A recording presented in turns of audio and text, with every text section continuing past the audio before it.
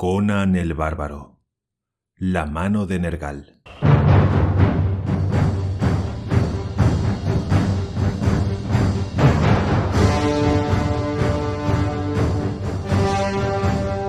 Conan ya ha conocido el sabor de la intriga ibórea. Al bárbaro le resulta evidente que no hay una diferencia esencial entre las razones de palacio y los móviles que impulsan a los individuos que frecuentan la madriguera del ratón, aunque los beneficios sean superiores en los lugares más importantes. Con un caballo y una cantidad de monedas de oro como recompensa del agradecido y considerado Murilo, el cimerio emprende un viaje para echar un vistazo al mundo civilizado, con propósito de sacar de él el mayor provecho posible. El camino de reyes, que pasa serpenteando por los reinos ibóreos, lo conduce finalmente hacia el oeste y llega a Turán, donde entra a servir en los ejércitos del rey Yildiz. Al principio no se adapta a la vida militar, dado que es demasiado independiente y de genio violento y apasionado para someterse de buen grado a la disciplina. Además, puesto que por aquel entonces era solamente un jinete y arquero mediocre en un contingente en el que destacan los arqueros montados, se ve relegado a una unidad de soldados irregulares y mal pagados. Sin embargo, pronto surge una ocasión que le permite demostrar su verdadero temple.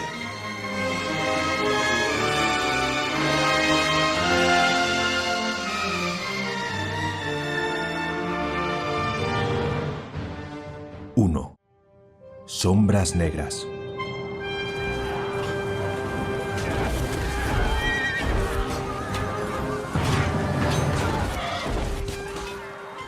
Por Crom. El juramento surgió de los labios contraídos del guerrero en un gesto feroz. Echó hacia atrás su cabeza y su abundante y desgreñada melena negra, y alzó sus fogosos ojos azules hacia el cielo, que se engrandaron por el asombro. Un extraño escalofrío de terror supersticioso le recorrió todo el cuerpo alto y fornido, bronceado por los ardientes soles de las tierras desérticas. Tenía hombros anchos, un torso amplio, cintura estrecha y piernas largas. Iba desnudo, a excepción de un trozo de tela harapiento que llevaba encima y un par de sandalias atadas a sus piernas. Había entrado en la batalla como jinete de una unidad de caballería de soldados irregulares, pero su caballo, que había recibido como regalo del noble Murilo en Corintia, había caído bajo las flechas del enemigo al primer embate, lo que le obligó a luchar a pie. Su escudo había sido destrozado por los golpes del enemigo, por lo que lo desechó y combatió tan solo con la espada. Desde lo alto del cielo ardiente del atardecer de esta desolada estepa turania barrida por el viento, en la que dos ejércitos estaban enzarzados en una batalla violenta y desesperada, llegó el horror. El campo de batalla estaba bañado por las lenguas de fuego que creaban los resplandores rojizos del sol del atardecer e inundado de sangre humana. Allí llevaban combatiendo 5 interminables horas las pujantes huestes de Yildiz, rey de Turán, en cuyo ejército estaba sirviendo el joven como mercenario, contra las todopoderosas legiones de Muntasemkan, el sátrapa rebelde de los territorios fronterizos de Zamora, que se encontraba al norte de Turán. De repente, volando lentamente en círculos, comenzaron a descender del cielo color carmesí unos seres indescriptibles que el bárbaro jamás había visto en ninguno de sus viajes, y de los que ni siquiera había oído hablar. Eran unos monstruos negros y sombríos que revoloteaban sostenidos por enormes alas arqueadas. Eran parecidos a los murciélagos. Los dos ejércitos seguían luchando, sin ver la amenaza que se cernía sobre ellos. Solo Conan, situado sobre una pequeña colina y rodeado de los cadáveres de los enemigos a los que había dado muerte con su espada, los vio descender del cielo iluminado con un fulgor rojo por el sol poniente. Apoyándose en su espada manchada de sangre, dando así un breve descanso a sus musculosos brazos, el bárbaro miró fijamente las extrañas e inquietantes sombras, porque estos seres parecían más una sombra que una realidad material, puesto que eran translúcidos, como volutas de un repulsivo vapor negro o como sombríos espectros de gigantescos vampiros. Tenían unos ojos rasgados y malignos que centelleaban con una llama verde y destacaban poderosamente en aquellos seres etéreos. De solo verlos, Se le erizaron los pelos de la nuca, sobrecogido por el terror sobrenatural de los bárbaros. Los vio caer sobre el campo de batalla como buitres atraídos por la sangre, descendían y mataban. Se oyeron gritos de miedo y de dolor de los hombres del rey Yildiz, a medida que las sombras siniestras se abalanzaban sobre sus filas. Allí donde se abatía una de esas sombras demoníacas, dejaba un cadáver ensangrentado. Del cielo bajaron cientos de monstruos, y las amedrentadas huestes del ejército turanio retrocedieron trastabillando y arrojando sus armas, presas del pánico. ¡Luchad, perros! ¡Deteneos y pelead!, ordenaba con voz atronadora una figura alta y dominante montada en una yegua negra, irritado y severo, tratando de mantener la línea de soldados que se deshacía. Conan vislumbró los destellos de una cota de malla plateada bajo un rico manto azul y un rostro de nariz aguileña y barba negra. Duro y altivo, bajo un casco brillante de acero que reflejaba el sol de color carmesí como si fuera un espejo pulido. Reconoció que aquel hombre era Bakra de Akif, el general del rey Yildiz. Lanzando una sonora maldición, el orgulloso comandante sacó su espada y comenzó a repartir golpes a diestra y siniestra. Quizá hubiera conseguido reunir sus filas, pero una de las demoníacas sombras se abatió sobre él por detrás. Plegó sus alas vaporosas y transparentes a su alrededor en un abrazo mortal, y el cuerpo del general se puso rígido. Su cara palideció súbitamente y sus ojos se quedaron inmóviles de miedo. Conan veía su rostro a través de las alas que lo envolvían y parecía una máscara blanca detrás de un velo de fino encaje negro. El caballo del general enloqueció y se desbocó aterrorizado, pero la cosa fantasmagórica arrancó al general de su montura, lo mantuvo un momento en el aire sobre las alas que se agitaban lentamente y luego lo dejó caer convertido en una masa desgarrada y sangrante. El rostro del hombre, que había mirado a Conan con ojos aterrados a través de aquellas sombrías alas, era ahora un desecho humano. Así terminó la carrera de Bakra de Akif. Y de esta manera terminó también la batalla. Desaparecido su comandante, el ejército pareció enloquecer. Conan vio a aguerridos y veteranos soldados con más de 10 campañas en su haber, que huían chillando del campo de batalla como jóvenes reclutas. Vio a orgullosos nobles escapar gritando como siervos cobardes, y detrás de ellos, indemnes del ataque de los fantasmas voladores, sonriendo al comprobar su victoria. Las huestes del sátrapa rebelde se disponían a aprovechar la ventaja obtenida de manera tan misteriosa y sobrenatural. La batalla estaba perdida, a menos que un hombre fuerte lograra mantenerse firme y reunir a las huestes destrozadas con su ejemplo. De pronto se alzó delante del primero de los soldados que huían una figura tan feroz y salvaje que logró contener a los soldados que huían despavoridos. ¡Deteneos, perros bastardos, canallas! ¡Oh, por Crom, que voy a llenar vuestras cobardes entrañas de acero! Era el mercenario Cimerio, con el rostro oscuro como una feroz máscara de piedra, fría como la muerte. Sus fieros ojos lanzaban destellos de cólera volcánica bajo las negras cejas arqueadas. Desnudo, salpicado de sangre de la cabeza a los pies, sostenía su poderosa espada con el puño enorme y lleno de cicatrices. Su voz retumbó como un trueno profundo. Atrás si apreciáis en algo vuestras miserables vidas. Atrás, perros desvergonzados, o desparramo vuestras cobardes entrañas por el suelo. Si levantas esa cimitarra contra mí, cerdo ilcanio, te arrancaré el corazón con las manos y te lo haré comer antes de que mueras. ¿Acaso sois mujeres para huir de unas sombras? Hace un momento erais hombres, sí, soldados de Turán. Os enfrentasteis al enemigo armado y luchasteis cara a cara. Y ahora volvéis la espalda y os escapáis corriendo como niños de unas sombras nocturnas. Me siento orgulloso de ser bárbaro al ver cómo vosotros, débiles hombres de la ciudad, os acobardáis ante una bandada de murciélagos. Por un momento, el bárbaro logró contenerlos, pero solo por un momento. Un ser de pesadilla de alas negras se abatió sobre él, y hasta él, el bárbaro Cimerio, tuvo que retroceder ante las tétricas y sombrías alas y el hedor fétido del monstruo. Los soldados huyeron dejando a Conan solo frente a esa cosa. El Cimerio luchó. Apoyando los pies con firmeza en el suelo, blandió la enorme espada con todas sus fuerzas y giró sobre su esbelta cadera. El sable brilló en el aire formando un arco de acero y partió al fantasma en dos. Pero se trataba, como había adivinado, de un ser inmaterial, ya que su espada no encontró más resistencia que la que ofrece el aire. La fuerza del golpe le hizo perder el equilibrio y cayó de bruces sobre el suelo pedregoso. La cosa sombría sobrevoló por encima de él. Su espada le había hecho una enorme raja, pero era como si una mano hubiera roto una voluta de humo. Y ante los ojos asombrados de Conan, el cuerpo vaporoso se reconstruyó. Los ojos que semejaban chispas verdes de un fuego infernal lo miraron con una alegría espantosa y un hambre inhumana.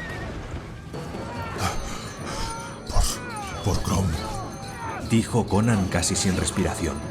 Puede que fuera un juramento, pero sonó casi como una plegaria. Intentó levantar nuevamente la espada, pero esta cayó de sus manos inertes.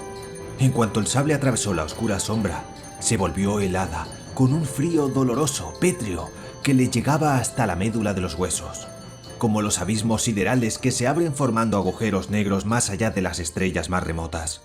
La sombra con forma de murciélago batió lentamente sus alas, como si recreara sobre su víctima caída y gozara al percibir el temor supersticioso que lo embargaba. Con manos ateridas, Conan buscó a tientas en su cintura, donde tenía una tira de cuero verde que le sostenía el taparrabo. De la cintura colgaba una pequeña daga y una bolsa.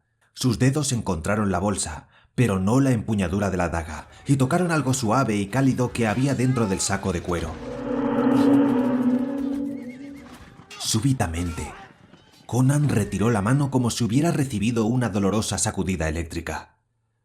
Sus dedos habían rozado el curioso amuleto que había encontrado el día anterior, cuando estaban acampados en Bahari. Y, al tocar la pulida piedra, se liberó una fuerza extraña.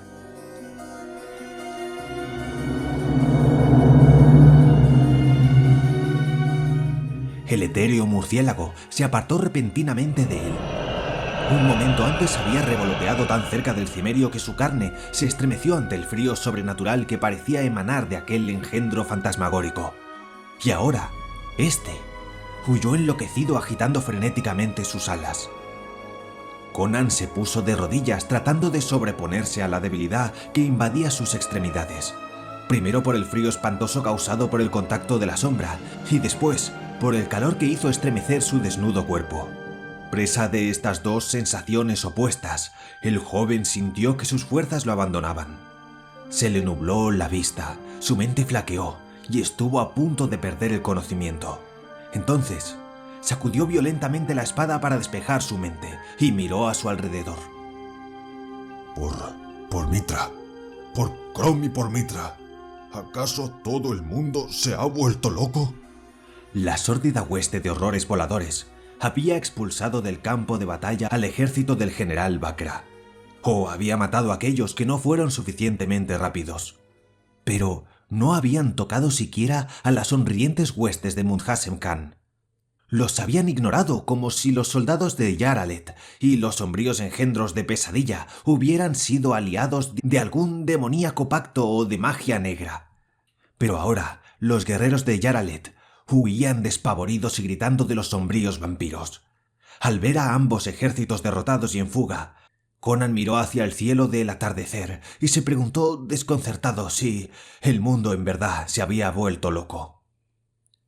En ese momento, el cimerio se quedó repentinamente sin fuerzas y cayó inconsciente en el negro olvido.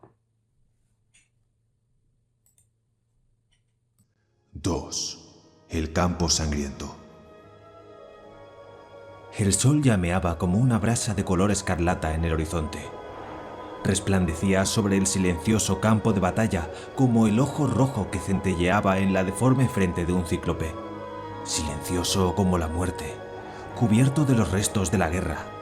El lugar tenía un aspecto siniestro y todo estaba inmóvil bajo los rayos del sol. Aquí y allá, entre los cadáveres, había charcos de sangre coagulada que parecían serenos lagos que reflejaban los fulgores rojizos del cielo. Unas figuras oscuras y furtivas se movían entre la alta hierba, olfateando y lanzando gemidos sobre los montones de cadáveres desparramados. Sus jorobadas espaldas y sus hocicos de perro indicaban que se trataba de hienas de las estepas. Para ellas, el campo de batalla debía ser como la mesa servida de un opíparo banquete. Del cielo flameante, bajaron aleteando torpemente buitres de alas negras para alimentarse de los muertos. Las siniestras aves de presa cayeron sobre los cuerpos mutilados con un sordo rumor alado. Aparte de los devoradores de carroña, nada se movía en el silencioso y sangriento lugar. Todo estaba inmóvil, como la muerte misma. Ni el rumor de los carros de combate, ni el toque de las trompetas bronceadas interrumpía el silencio sobrenatural. La quietud de los muertos sobrevino inmediatamente, después del estrépito de la batalla. Como misteriosos heraldos del destino, una ondulante fila de garzas bajó aleteando lentamente del cielo hacia las orillas cubiertas de juncos del río Nezbaya, cuyo henchido caudal reflejaba con pálidos reflejos rojizos las últimas luces del día. Del otro lado del río se alzaba como una montaña de ébano al atardecer la amurallada ciudad de Yaralet. Pero se veía una figura moviéndose por el campo desolado, que parecía un pigmeo recortado contra las brasas ardientes del atardecer. Se trataba del joven gigante Cimerio, el de la rebelde cabellera negra y los fogosos ojos azules. Las negras alas del frío sideral tan solo le habían rozado ligeramente. Luego la vida se agitó en él y volvió en sí. Vagaba de un lado para otro por el oscuro campo de batalla, cojeando ligeramente, porque tenía una espantosa herida en el muslo que había recibido en el fragor de la violenta batalla y que solo notó y vendó rústicamente al recuperar la consciencia y cuando se disponía a levantarse. Se paseó con cautela, pero también con impaciencia entre los muertos ensangrentados. Él también estaba completamente cubierto de sangre de cabeza a los pies, y la enorme espada que llevaba en su mano derecha tenía manchas de color carmesí hasta la empuñadura. Conan tenía un enorme cansancio de huesos y la garganta reseca. Le dolían todas las heridas, simples cortes y rasguños, salvo la enorme herida que tenía en el muslo, y lo que más deseaba en ese momento era un pellejo de vino y un buen plato de carne. Cuando pasaba cojeando entre los cadáveres, lanzó un gruñido de lobo hambriento, maldiciendo iracundo. Había venido a esta guerra a Turania como mercenario, sin otras posesiones salvo un caballo, ahora muerto, y la enorme espada que tenía en la mano. Ahora que la batalla estaba perdida y la guerra terminada, y que él andaba errando solo en territorio enemigo, le quedaba al menos la esperanza de saquear a los soldados caídos, quitándoles algún objeto de valor que ellos sin duda ya no necesitarían. Una daga incrustada de piedras preciosas, un brazalete de oro, una coraza de plata. Con algunas de esas baratijas podría sobornar a sus perseguidores para quedar fuera del alcance de Munhasem Khan y volver a Zamora con algún beneficio. Pero aparentemente, otras personas habían tenido la misma idea antes que él. Ya fueran ladrones furtivos de la ciudad en sombras o soldados que regresaron al campo de batalla del que habían salido corriendo, puesto que el lugar estaba arrasado. No quedaban allí más que espadas rotas, lanzas quebradas, cascos abollados y escudos maltrechos. Conan miró a su alrededor recorriendo con sus ojos la llanura cubierta de restos y lanzó una maldición. Había estado inconsciente demasiado tiempo, y hasta los saqueadores habían tenido tiempo de marcharse. Era como el lobo que da demasiadas vueltas alrededor de su posible víctima hasta que comprueba que los chacales lo han despojado de su presa. En este caso se trataba de chacales humanos. Abandonó su infructuosa búsqueda con el fatalismo de un auténtico bárbaro. Se dijo que había llegado el momento de elaborar un plan. Con el ceño fruncido, enfrascado en sus pensamientos, miró con incertidumbre hacia la llanura que oscurecía por momentos. Las torres cuadradas y planas de Yaralet ya se alzaban oscuras y sólidas recortándose contra el fulgor mortecino del atardecer. No había esperanza de hallar refugio allí para quien había luchado bajo el estandarte del rey Yildiz, Sin embargo, no habría otra ciudad, amiga o enemiga, más cercana. Agrapur, la capital de Yildiz, estaba a cientos de leguas al sur. Embebido en sus pensamientos, no advirtió que se acercaba una enorme figura negra, hasta que llegó a sus oídos un relincho débil y estremecedor. El bárbaro se volvió rápidamente, apoyándose en la pierna herida y alzando la espada con gesto amenazador. Pero luego se tranquilizó y sonrió. Por Crom, me has asustado. De modo que no soy el único sobreviviente, ¿eh? Dijo Conan riendo entre dientes. La esbelta yegua miraba temblorosa al desnudo gigante con grandes ojos asustados. Era el caballo del general Bakra, quien ahora yacía en algún lugar del campo de batalla en medio de un charco de sangre.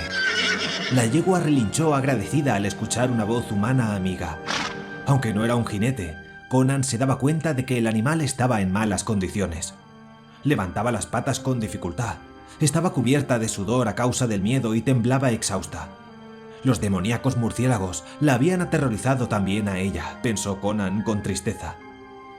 Le habló con suavidad, procurando calmarla. Se acercó a ella y acarició al jadeante animal hasta que consiguió tranquilizarle. En las remotas tierras del norte de las que él provenía, era raro encontrar caballos. Entre los pobres bárbaros de las tribus cimerias de las que él era originario, solo los jefes más ricos poseían una buena montura, además de los guerreros que habían conseguido una en el campo de batalla. Pero a pesar de su ignorancia acerca de todo lo relacionado con los caballos, Conan consiguió tranquilizar a la enorme yegua y luego se montó en ella. Se sentó a horcajadas, agitó las riendas y se alejó lentamente del campo de batalla, convertido en un pantano negro en la oscuridad de la noche. Ahora se sentía mejor. En las bolsas de la montura había provisiones, y montado en una robusta yegua tenía muchas más posibilidades de cruzar sin problemas las desoladas tundras hasta llegar a las fronteras de Zamora.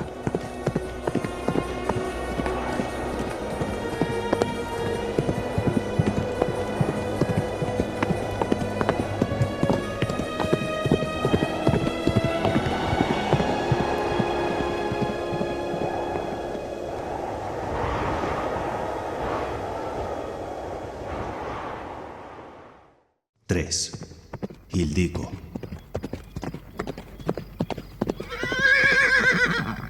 Un profundo y torturado lamento llegó a sus oídos.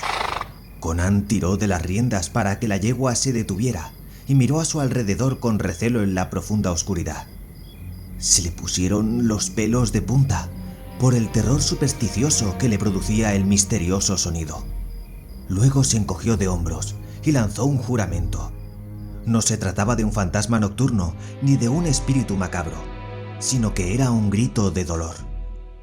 Eso quería decir que había un tercer sobreviviente de la maldita batalla, y si ese hombre estaba vivo, era de suponer que no había sido despojado de sus pertenencias.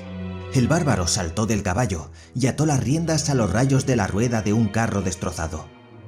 El grito provenía de la izquierda. Allí, en los límites del campo de batalla, debía de haber un soldado herido que logró escapar del ojo avizor de los saqueadores. Conan se dijo que quizá podría regresar a Zamora con una bolsa de piedras preciosas. El cimerio se acercó cojeando al lugar de donde provenía el trémulo lamento. Apartó los espesos juncos que crecían en las orillas del lento río y descubrió una pálida figura que se retorcía débilmente a sus pies. Era una muchacha. Estaba tendida, allí semidesnuda, con sus blancos brazos y piernas llenos de heridas. La sangre coagulada que tenía en el pelo parecía cubrir su negra y rizada cabellera de rubíes. La chica gemía en una especie de delirio y se percibía una invisible angustia en sus brillantes ojos negros. El cimerio se quedó mirándola, apreciando casi distraídamente la grácil belleza de su cuerpo y los redondeados, exuberantes y jóvenes pechos. Estaba perplejo. ¿Qué hacía una chica como esta, casi una niña, en un campo de batalla? No tenía el aspecto lúgubre, descarado y sucio de una ramera de la soldadesca. Su esbelta figura denotaba buena cuna e incluso nobleza. El bárbaro movió la cabeza desconcertado, agitando su oscura melena. La joven se movió temblorosa a sus pies. El corazón, estamos, oh Señor. Exclamó suavemente mientras movía inquieta su oscura cabeza de un lado a otro, balbuceando como bajo los efectos de la fiebre. Conan se encogió de hombros y sus ojos se velaron momentáneamente con lo que, en el caso de otro hombre, habría sido una expresión de piedad. Está herida de muerte, Pensó con tristeza, y alzó la espada para terminar con la agonía de la desconocida. Cuando la hoja se cernía sobre su blanco pecho, ella se quejó nuevamente llorando como un niño en pena. La enorme espada se detuvo en el aire y el cimerio se quedó inmóvil por un instante, como una estatua de bronce. Entonces, tomando una decisión súbita, volvió a envainar el sable y se inclinó para levantar la muchacha, que alzó sin esfuerzo con sus poderosos brazos. Ella luchó ciegamente, sin fuerzas, gimiendo y protestando semi-inconsciente. Cogiéndola con cuidado y ternura, el bárbaro avanzó cojeando hacia la orilla del río cubierta de matorrales y la depositó suavemente sobre el seco lecho de juncos. Luego llenó el hueco de sus manos con agua del río y mojó su blanco rostro para limpiar sus heridas con la suavidad de una madre que lava a su hija. Sus heridas parecían superficiales, meros rasguños, a excepción de un corte en la ceja. Incluso este, aunque había sangrado abundantemente, no revestía gravedad. Conan lanzó un gruñido de alivio mientras lavaba el rostro y la ceja de la muchacha con agua fría y clara. Luego, alzando torpemente la cabeza de la moza y apoyándola contra su pecho, le dio de beber vertiendo un poco de agua entre sus labios entreabiertos. La desconocida jadeó, tosió un poco y volvió en sí, mirando a Conan con ojos que parecían estrellas oscuras, velados por el desconcierto y con una sombra de temor. ¿Quién? ¡Oh! ¡Los murciélagos! Ya se han ido, muchacha. Dijo Conan con brusquedad. No tienes que temer. ¿Vienes de Yaralet? Sí, pero ¿quién eres? Soy Conan el Cimerio. Pero, ¿qué hace una chica como tú en un campo de batalla? Ella pareció no escuchar. Frunció un poco el ceño, como reflexionando, y repitió su nombre a media voz.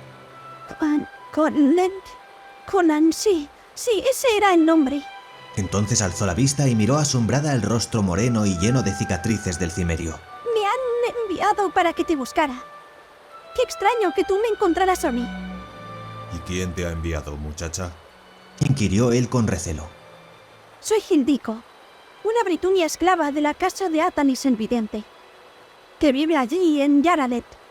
Mi amo me envió en secreto para que buscara entre los guerreros a Conan, un mercenario de Cimeria, y para que lo condujese hasta su casa de la ciudad por un camino secreto. Tú eres el hombre que busco. Sí. ¿Y qué quiere tu amo de mí? La muchacha movió su oscura cabeza y dijo: No lo sé, pero me pidió que te dijera que no te hará daño y que podrías obtener mucho oro si vinieras. Oro, ¿eh? Musitó pensativo el bárbaro mientras ayudaba a levantarse a la moza, sosteniéndola con sus musculosos brazos, al ver que ella se tambaleaba a causa de la debilidad. Sí, pero no llegué al campo de batalla a tiempo para verte antes de que comenzara el combate. De modo que me escondí entre los juncos de la orilla para evitar que me vieran los soldados. Y entonces, los murciélagos. De repente estaban en todas partes, abalanzándose sobre los caídos, matando y... En un momento un jinete salió huyendo hacia los juncos y me arrolló sin darse cuenta. ¿Qué ha sido del jinete? Está muerto. Un murciélago lo levantó violentamente de la montura, lo desgarró y dejó caer su cuerpo muerto al río.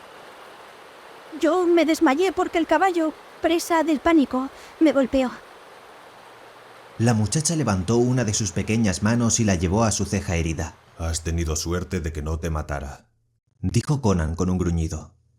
Bueno, muchacha, iremos a ver a tu amo para ver lo que quiere de Conan y enterarme de cómo sabe mi nombre. ¿Vendrás conmigo entonces? Preguntó ella casi sin aliento. El bárbaro rió y, después de montar sobre la yegua negra, levantó a la muchacha con sus poderosos brazos y la sentó delante de él. Sí, estoy solo entre enemigos en una tierra extraña. Mi trabajo terminó al quedar destruido el ejército de Bakra. ¿Por qué habría de tener escrúpulos en conocer a un hombre que me ha escogido entre miles de guerreros y que además me ofrece oro? Cruzaron el río, que allí tenía poca profundidad, y atravesaron la llanura sombría en dirección a Yaralet, el baluarte de Muntasem Khan, y el corazón de Conan, que nunca latía más contento que cuando se excitaba ante la promesa de la acción y la aventura, cantó lleno de gozo. 4. La casa de Atalis.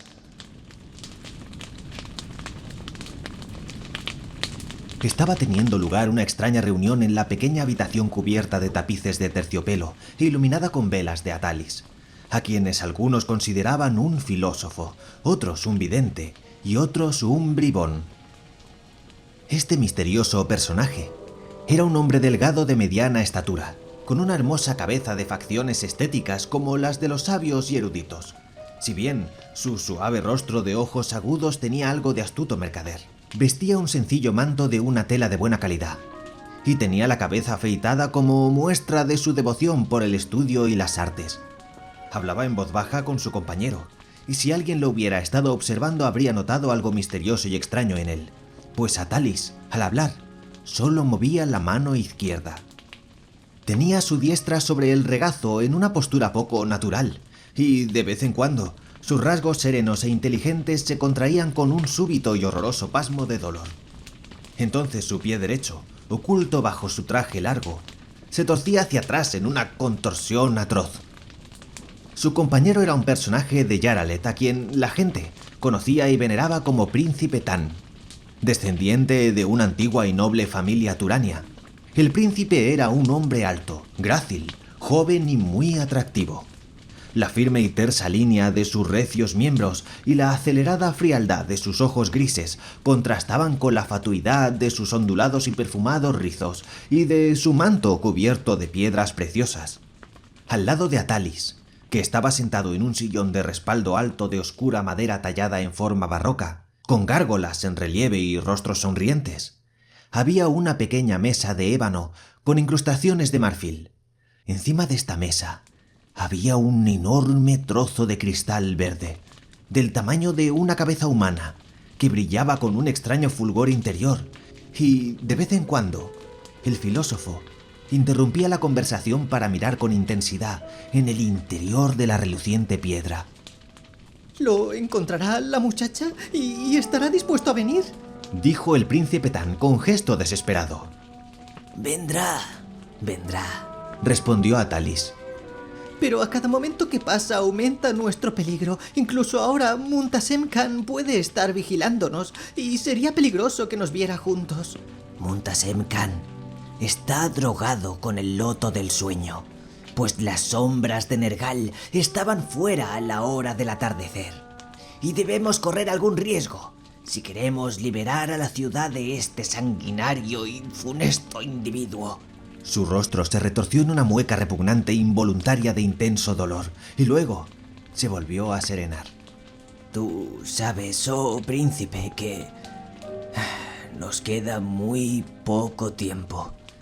Los hombres desesperados toman medidas desesperadas. El hermoso semblante del príncipe se contrajo súbitamente presa del pánico y se volvió hacia Atalis con ojos sin vida y fríos como el mármol. Luego, su rostro se volvió a animar y sus ojos se iluminaron. Se hundió en el sillón, pálido y sudoroso. Muy poco tiempo, dijo casi sin aliento. En ese instante, sonó una suave campana en algún lugar de la oscura y silenciosa casa de Atalis el vidente. El filósofo levantó su mano izquierda para calmar el involuntario estremecimiento del príncipe. Poco después, una de las cortinas de terciopelo se descorrió y dejó ver una puerta oculta. En el umbral, como una aparición sangrienta, se veía el cuerpo gigantesco de Conan, con la muchacha medio desmayada apoyada en su hombro. El filósofo se levantó de un salto con un grito contenido y se dirigió hacia el hosco cimerio. Bienvenido, 3 veces bienvenido, Conan. Ven, pasa. Aquí tienes vino y comida. Señaló un taburete que había al lado de la pared de enfrente y cogió la extenuada muchacha de los brazos de Conan. Las ventanillas de la nariz del cimerio se ensancharon como las de un lobo hambriento al sentir el aroma de la comida. Pero al igual que un lobo, estaba receloso y en guardia contra una posible trampa. Sus ardientes ojos azules examinaron el sonriente filósofo y al pálido príncipe, y luego recorrieron atentamente cada uno de los rincones de la pequeña habitación. Cuida a la chica. Un caballo la arrolló, pero alcanzó a transmitirme tu mensaje. Dijo con un gruñido. Luego, sin más ceremonias, cruzó la habitación. Se sirvió una copa de vino de intenso color rojo y lo bebió de un trago. Después arrancó una gruesa pata de ave asada y la devoró con apetito. Atalis tiró de un cordón y entregó la muchacha a un silencioso esclavo que apareció detrás de otra cortina como por arte de magia. Bueno, ¿de qué se trata? Inquirió el cimerio tomando asiento en un banco y haciendo una mueca por el dolor que le producía el muslo herido. ¿Quién eres? ¿Cómo sabes mi nombre? ¿Y qué quieres de mí? Ya tendremos tiempo de hablar más tarde, replicó Atalis. Come, bebe y descansa. ¿Estás herido? Por Crom, nada de rodeos. Hablemos ahora. Está bien, pero permíteme limpiar y vendar tus heridas mientras hablamos. El cimerio se encogió de hombros con gesto impaciente y cedió de mala gana a la solicitud del filósofo. Mientras Atalis pasaba una esponja por su muslo lastimado, untaba la herida con un bálsamo perfumado y lo vendaba con una tira de tela limpia. Conan aplacaba su hambre engullendo la sazonada carne fría y bebiendo grandes tragos de vino. Yo te conozco, aunque nunca nos hayamos visto, comenzó diciendo a Atalis con voz suave. Gracias a mi cristal, el que está allí, al lado del sillón. En su interior puedo ver y oír a 100 leguas de distancia. ¿Magia? Espetó Conan agriamente, con el desprecio de los guerreros por tales farsas mágicas. Si quieres llamarlo así, dijo Atalis sonriendo zalamero. Pero yo no soy un brujo, sino un hombre en busca del conocimiento. Un filósofo, como me llaman algunas personas. Su sonrisa se convirtió en una terrible mueca de dolor. Conan observó impresionado cómo el filósofo se tambaleaba mientras su pie se retorcía violentamente. ¿Por Crom estás enfermo? Casi sin aliento por el dolor, Atalis se hundió en el sillón de respaldo alto y dijo: No estoy enfermo, sino maldito por ese demonio que nos gobierna con un cetro infernal y mágico. ¿Muntasem Khan? Atalis asintió con un movimiento de cabeza y agregó: El hecho de no ser brujo me ha salvado la vida hasta ahora. Pues el sátrapo mató a todos los magos y hechiceros de Yaralet. Y a mí me dejó con vida por ser un humilde filósofo. Sin embargo, sospecha que yo sé algo acerca de las artes negras y me ha condenado a este castigo mortal que debilita mi cuerpo y me tortura los nervios y a de terminar en una convulsión mortal dentro de muy poco tiempo. Atalis señaló el brazo retorcido que estaba cruzado en una postura normal sobre su regazo. Yo también he recibido la maldición de ese ser infernal, pues soy el que sigue a Muntasem Khan en el linaje y él cree que deseo destronarle, dijo el príncipe Tan mirando a Conan con ojos extraviados. A mí me tortura de otra manera, con una enfermedad del cerebro que me provoca unos espasmos que me ciegan por momentos y que terminarán por devorar mi cerebro y me impedirán pensar, dejándome ciego y convirtiéndome en una piltrafa sollozante. Por Crom, maldijo el cimerio en voz baja. Tú eres nuestra única esperanza. Solo tú puedes salvar a nuestra ciudad de ese demonio maligno que nos atormenta. Exclamó el filósofo gesticulando expresivamente. Conan lo miró con ojos inexpresivos y preguntó: ¿Yo? Pero si yo no soy mago. Todo lo que puede hacer un guerrero con el frío acero, yo soy capaz de hacerlo. Pero ¿cómo podría combatir estos demoníacos hechizos? Escucha, Conan de Cimmeria. Voy a contarte una extraña y espantosa historia.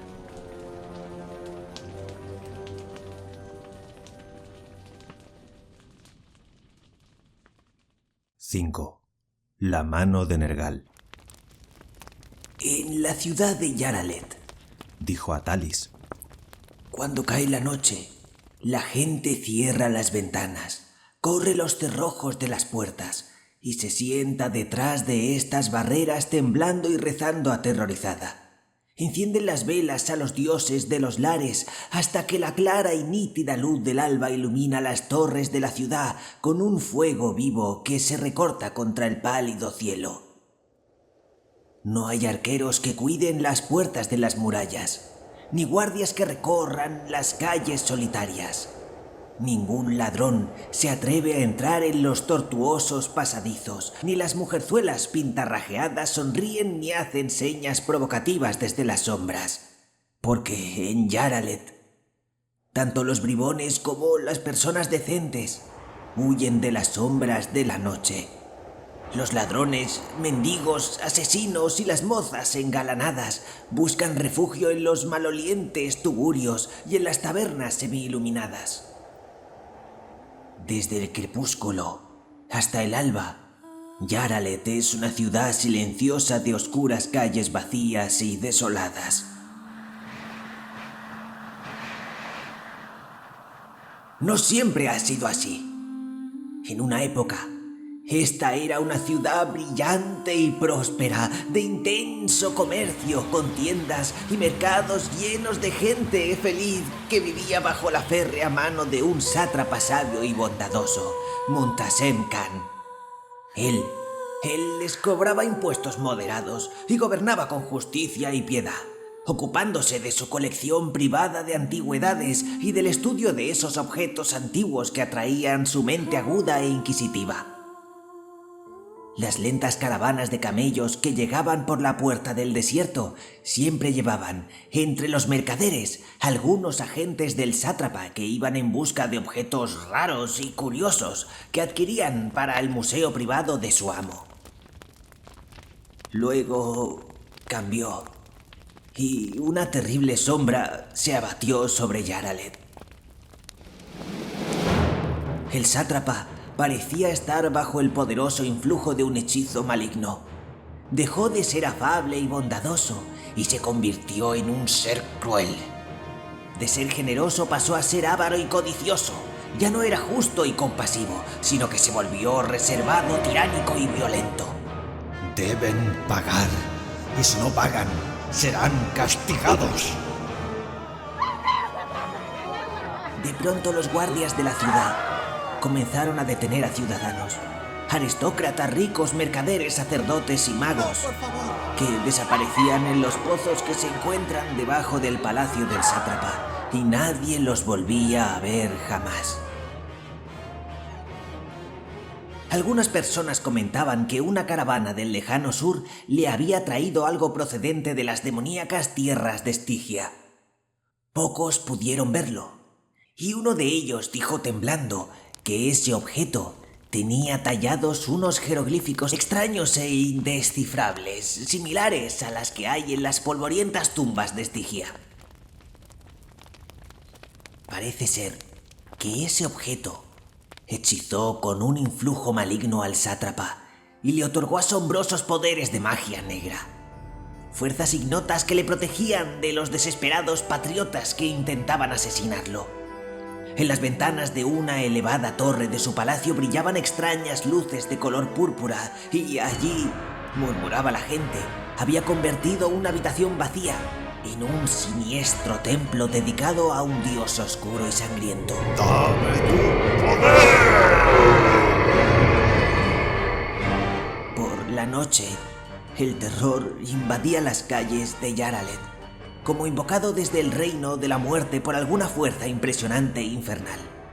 Nadie sabía exactamente qué es lo que temían por la noche, pero no era una fantasía vana aquello de lo que se protegían atracando puertas y cerrando ventanas. Algunos aludían a ciertas figuras furtivas semejantes a murciélagos que veían a través de las ventanas cerradas. Hablaban de sombríos engendros de un horror desconocido que revoloteaba trayendo la locura. Se contaban historias de puertas destrozadas por la noche, de gritos y alaridos repentinos y sobrenaturales lanzados por gargantas humanas, seguidos de un silencio significativo y total. Y osaban contar que al salir el sol, esas casas de puertas rotas aparecían repentina e inexplicablemente vacías. El objeto procedente de Estigia era la mano de Nergal.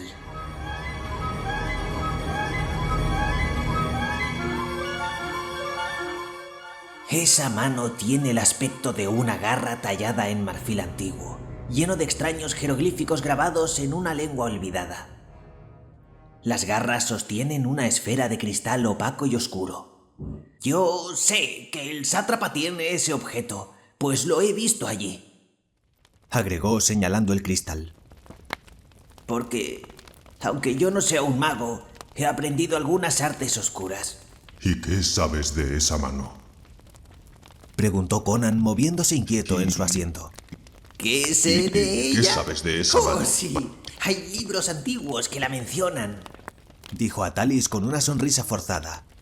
Y hablan de la oscura leyenda de su historia sangrienta. El adivino ciego que escribió el libro de Suelos la conocía muy bien. La llamaban estremecidos la mano de Nergal. Dicen que cayó de las estrellas en la isla de Poniente, en el extremo occidental, muchos milenios antes de que el rey Kul reuniera los 7 imperios bajo su estandarte.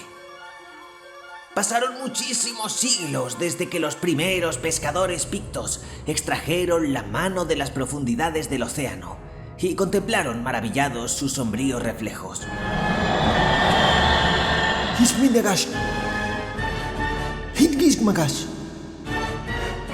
Ellos la vendieron a unos codiciosos mercaderes de Atlantis, y desde allí llegó a Oriente, después de cruzar todo el mundo. Los ancianos y barbudos magos de la antigua Thule y del oscuro Grondar sondearon sus misterios en las torres de color púrpura y plata. Los hombres serpiente de la sombría Valusia escrutaron su reluciente interior. Con esa mano, Kom-Masot subyugó a los 30 reyes hasta que ésta se volvió contra él y le dio muerte.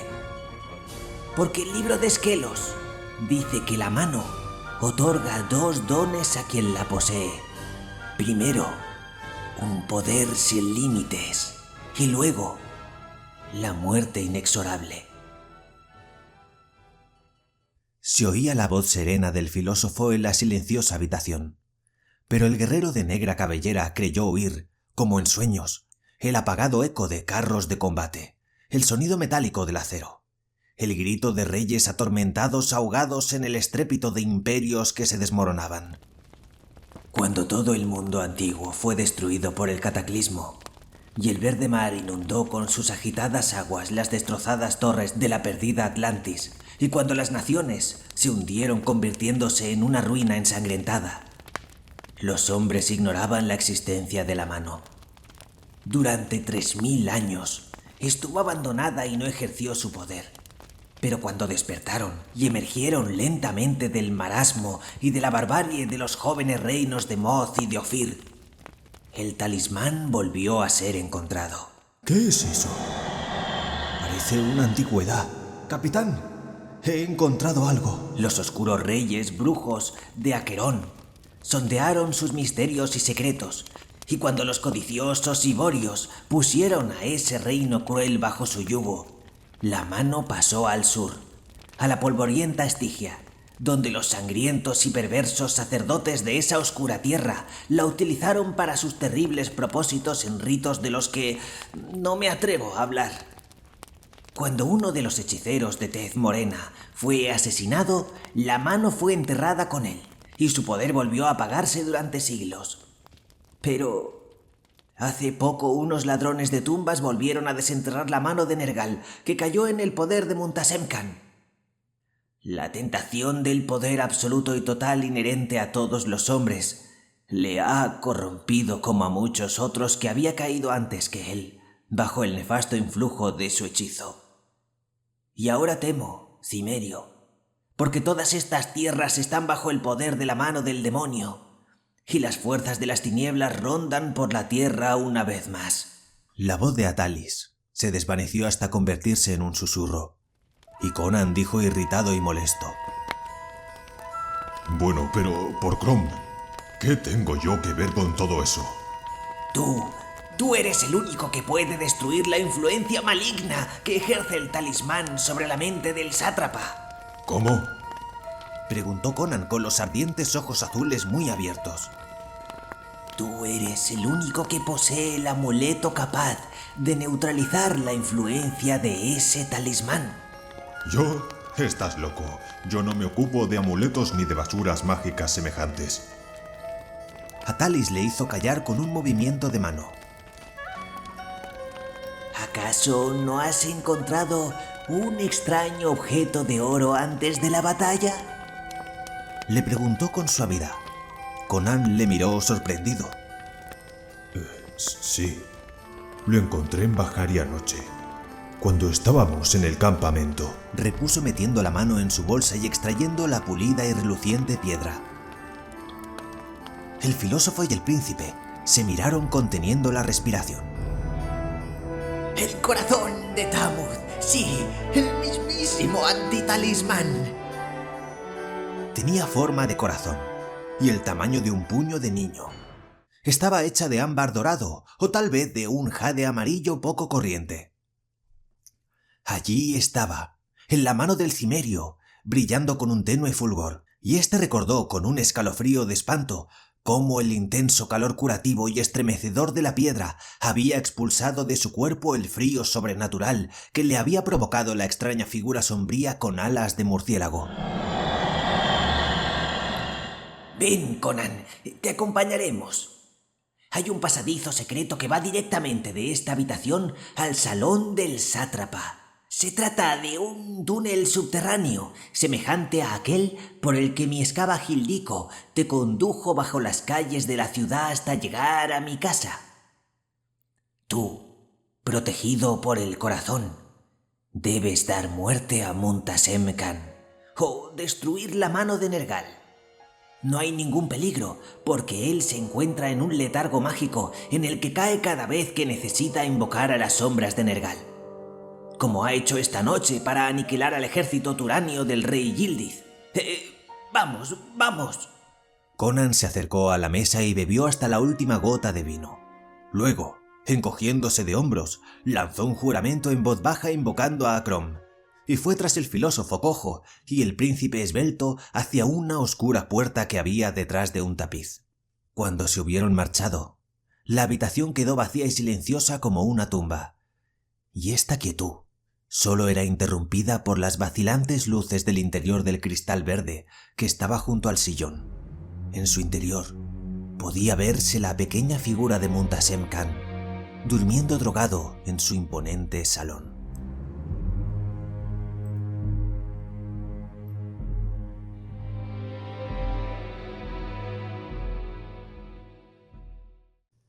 VI. El corazón de Tammuz.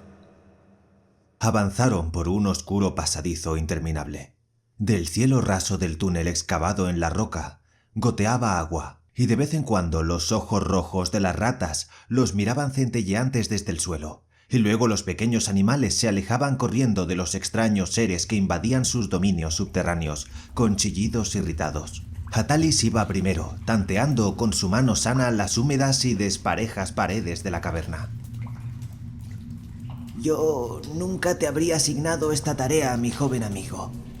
Pero el corazón de Tammuz ha caído en tus manos y veo en ello una señal del destino, un presagio. Existe una armonía de los contrarios, como la fuerza del poder de las tinieblas simbolizadas por Nergal y el poder de la luz que llamamos Tammuz. El corazón ha despertado y alguna fuerza desconocida por nosotros hizo que fuera encontrado, porque la mano también estaba despierta y ejercía su terrible poder. Por ello te encomiendo esta tarea, porque los poderes parecen haberte elegido para esto. Silencio, ya estamos debajo del palacio, casi hemos llegado. Avanzó unos pasos y palpó con gesto delicado la tosca superficie de la roca que estaba al final del pasadizo. La enorme piedra giró silenciosamente a un lado sobre goznes ocultos y la luz iluminó a los tres hombres. Se encontraban en el extremo de un enorme salón lleno de sombras, cuyo elevado techo abovedado se perdía en la oscuridad. En el centro de la sala, que estaba vacía, a excepción de varias filas de enormes columnas, había un estrado cuadrado y encima de él había un imponente trono de mármol negro, y sobre el trono se hallaba Muntasem Khan. Era un hombre de mediana edad, pero estaba deteriorado y demacrado, y era muy delgado. Era blanco como el papel, su piel tenía aspecto enfermizo, y estaba arrugada sobre un cráneo que parecía una calavera. En él se veían unos ojos hundidos, oscurecidos por unos círculos negros.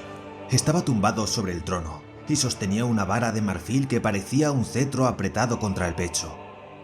Su extremo tenía la forma de la garra de un demonio que sostenía un cristal opaco que latía como un corazón vivo y emitía pequeños destellos. Junto al trono, un brasero de cobre despedía un incienso con efectos narcóticos. Se trataba del loto del sueño cuyos vapores otorgaban al brujo el poder de liberar los sombríos demonios de Nergal. Atalis tiró del brazo de Conan y le dijo: Mira, mira, todavía duerme. El corazón te protegerá. Quítale la mano de marfil y todo su poder habrá desaparecido. Conan asintió con un gruñido reticente y comenzó a avanzar con la espada en la mano. Había algo en todo esto que no le gustaba nada. Parecía demasiado fácil. ¡Ah, señores! ¡Os estaba esperando! Muntasem Khan les sonrió desde su trono y ellos se quedaron paralizados de asombro. Su rostro era afable, pero en sus ojos mórbidos llameaba una furia demencial. Levantó el cetro de marfil que le otorgaba poderes. Hizo un ademán. Las luces titilaron misteriosamente. De pronto, el vidente lanzó un grito aterrador. Sus músculos se contrajeron en un espasmo de dolor insoportable y cayó hacia adelante sobre las losas de mármol, retorciéndose de dolor.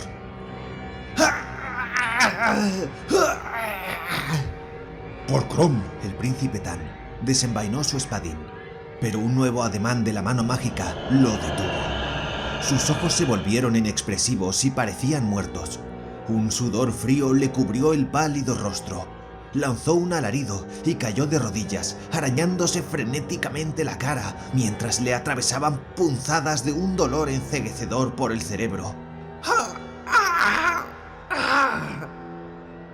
Y ahora tú, mi joven bárbaro. Conan dio un salto con la rapidez de una pantera y antes de que Muntasem Khan atinara a moverse, se encontraba en el primer peldaño del estrado. Su espada brilló en el aire, se tambaleó y cayó de sus manos inertes. Una ola helada, que provenía de la turbia gema que había dentro de la garra de marfil, entumecía sus brazos y piernas. Conan se quedó sin aliento. La mirada ardiente se clavó en los ojos del bárbaro. El rostro cadavérico lanzó un espantoso remedo de risa. El corazón protege, es verdad, pero solo a quien sabe cómo invocar su poder, dijo el sátrapa riendo mientras Conan luchaba por infundir nuevas fuerzas a sus yertos miembros. Conan apretó los dientes y luchó denodadamente contra la onda gélida y la fétida oscuridad que surgía en forma de rayos negros del cristal demoníaco que obnubilaba poco a poco su mente. Sus fuerzas lo abandonaron de la misma manera que el vino se derrama por la raja de un pellejo. Cayó de rodillas y se desplomó a los pies del estrado. Sintió que su conciencia quedaba reducida a un diminuto y solitario punto luminoso perdido en un vasto abismo de oscuridad. La última chispa de voluntad vaciló como la llama de una vela en un vendaval. Desesperanzado, pero manteniendo la fiera e indomable decisión de su raza salvaje, Conan siguió luchando. 7. El corazón y la mano. Se oyó un grito de mujer. Muntasem Khan saltó de su asiento al oír aquel sonido inesperado. Su atención se desvió de Conan y, en ese breve instante, la figura blanca y esbelta de una muchacha desnuda, con brillantes ojos oscuros y un torrente de rizos negros, cruzó rápidamente el salón, desde las sombras de una columna situada a un lado del desvalido cimerio. En medio de la confusión de su mente, Conan alcanzó a verla. ¿Era Hildiko? Rápida como el pensamiento, la muchacha se arrodilló a su lado. Su mano hurgó en la bolsa y extrajo el corazón de Tammuz. Se puso de pie de un salto ágil y arrojó el antitalismán contra Muntasem Khan. La piedra le dio justamente entre los ojos, con un ruido sordo pero audible. La mirada del sátrapa se veló y el hechicero se desplomó como si no tuviera huesos en el mullido abrazo de su trono negro. La mano de Nergal resbaló de sus dedos exangües y sonó contra el suelo de mármol con un ruido metálico. En el preciso instante en el que el talismán cayó de la mano del sátrapa, desapareció el hechizo que mantenía a Talis y al príncipe Tan en una telaraña de dolor. Aunque estaban pálidos, temblorosos y exhaustos, seguían vivos. La poderosa fuerza de Conan retornó a su cuerpo tendido, se puso en pie de un salto y lanzó un juramento. Con una mano cogió a Hildiko por un hombro y la apartó del posible peligro, mientras que con la otra recogía su espada del suelo de mármol. Estaba preparado para el ataque. Pero se detuvo, parpadeando lleno de asombro. A ambos lados del cuerpo del sátrapa se hallaban los dos talismanes, y de ellos surgían ondas de fuerzas misteriosas. La mano de Nergal emitía un oscuro fulgor maligno, como el brillo del ébano pulido. Apestaba como el infierno y era frío como el gélido abismo sideral. Ante su avance sutil, el resplandor naranja de las antorchas se debilitó. El fulgor oscuro aumentó, bordeando de ondulantes tentáculos de radiante oscuridad. Pero una aureola de gloria dorada daba mayor intensidad al brillo del corazón de Tammuz, que se elevó formando una nube de un deslumbrante fuego ambarino. Emanaba de él el calor de miles de fuentes cálidas, contrarrestando el frío glacial, y unos rayos de intensa luz dorada cortaban el halo oscuro de Nergal. Las dos fuerzas cósmicas se enfrentaron y lucharon. Conan se alejó reticente de esa batalla de dioses para reunirse con sus temblorosos compañeros. Permaneció junto a ellos, observando aterrado el inenarrable conflicto. El cuerpo desnudo de Hildiko se acurrucó temblando en el hueco de su brazo. ¿Cómo llegaste hasta aquí, muchacha?, le preguntó el bárbaro. Me desperté, recobré mi conciencia y me dirigí a la habitación de mi señor, hallándola vacía, dijo ella con una sonrisa triste y ojos asustados. En el cristal del vientre de mi amo pude ver vuestra entrada en el salón del sátrapa, y vi que éste se despertó y se enfrentó a vosotros. Yo seguí mirando y vi que estabais en su poder, y entonces lo arriesgué todo por el corazón. Es una suerte que lo hicieras, reconoció Conan con gesto adusto. En ese momento a Talis le oprimió el brazo. ¡Mira! ¡Mira! La nube dorada de Tammuz era ahora una figura gigantesca y deslumbrante que irradiaba un brillo enceguecedor, con forma apenas humana, pero de un tamaño imponente, semejante a los colosos tallados en piedra por manos desconocidas en las tierras de Shem. La oscura figura de Nergal también adquiría dimensiones gigantescas. ahora se había convertido en una cosa enorme, oscura, brutal, pesada y deforme, que se parecía más a un prodigioso simio que a un hombre. En su cabeza bestial centelleaban con un fuego maligno 2 ojos rasgados de color verde como estrellas de esmeralda. Las 2 fuerzas se acercaron con un estruendo estremecedor, como el de 2 mundos en colisión. Hasta las paredes temblaron ante la violencia del choque. Algún sentido semi-olvidado dentro de su cuerpo les dijo a los 4 presentes que allí se enfrentaban 2 fuerzas titánicas y cósmicas. El aire estaba saturado con el amargo hedor del ozono. Grandes chispas de un fuego eléctrico crepitaban y estallaban con furia, mientras el dios dorado y el dios sombrío medían sus fuerzas. Rayos de un resplandor insoportable atravesaron la sombría figura que luchaba. Centellas de glorioso brillo la rasgaron convirtiéndola en jirones de vacilante oscuridad. Por un instante, la oscura telaraña envolvió y empañó a la figura dorada y brillante, pero solo por un momento. Luego se oyó otro trueno, como si la tierra estuviera temblando, y la figura negra se disolvió en el abrazo mortal de la figura de brillo enceguecedor y desapareció sin dejar rastro. Por un momento la figura luminosa se cernió sobre el estrado y lo consumió como si fuera una pira funeraria, y enseguida desapareció también. Luego reinó el silencio en la impresionante sala de Muntasem Khan. Los 2 talismanes habían desaparecido del estrado. Nadie supo si quedaron reducidos a minúsculos átomos por la violencia de las fuerzas cósmicas allí liberadas, o si fueron transportados a algún lugar remoto en espera de que volvieran a ser despertados los seres que simbolizaban y contenían. ¿Y el cuerpo que se encontraba sobre el estrado? Nada quedaba de él, salvo de un puñado de cenizas. «El corazón siempre es más fuerte que la mano», dijo Atalis con suavidad, en medio de un silencio total.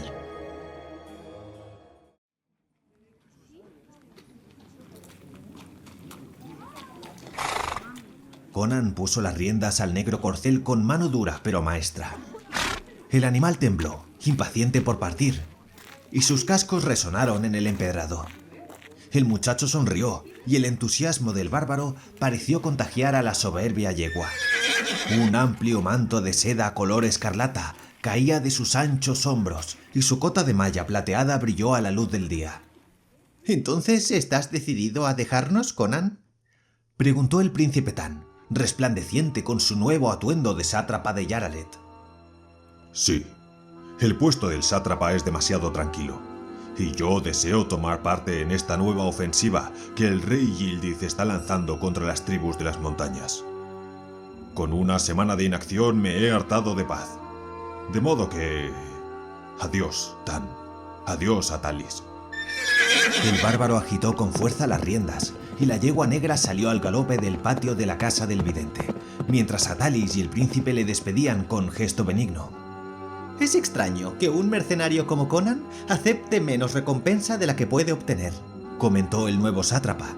Le he ofrecido un cofre lleno de oro que le hubiera bastado para vivir cómodamente el resto de su vida, pero él solo cogió una pequeña bolsa, el caballo que encontró en el campo de batalla, unas armas y algunos trajes. Dijo que llevar demasiado oro entorpecía su marcha. Atalis se encogió de hombros y sonrió, señalando el extremo del patio. Una esbelta muchacha britunia de larga y rizada cabellera apareció en el umbral de la puerta. Se acercó a Conan, que hizo detener a la yegua y se inclinó para hablar con ella. Después de intercambiar algunas palabras, cogió a la moza por la cintura, la levantó y la sentó delante de él en la montura. Ella se sentó de lado, rodeó con sus brazos el fornido torso del cimerio y apoyó la cabeza en su pecho. Conan dio media vuelta, agitó sonriendo uno de sus musculosos brazos a modo de despedida y partió con la grácil muchacha aferrada a él. Atalis se rió en voz baja. Algunos hombres luchan por algo más que por un simple cofre de oro.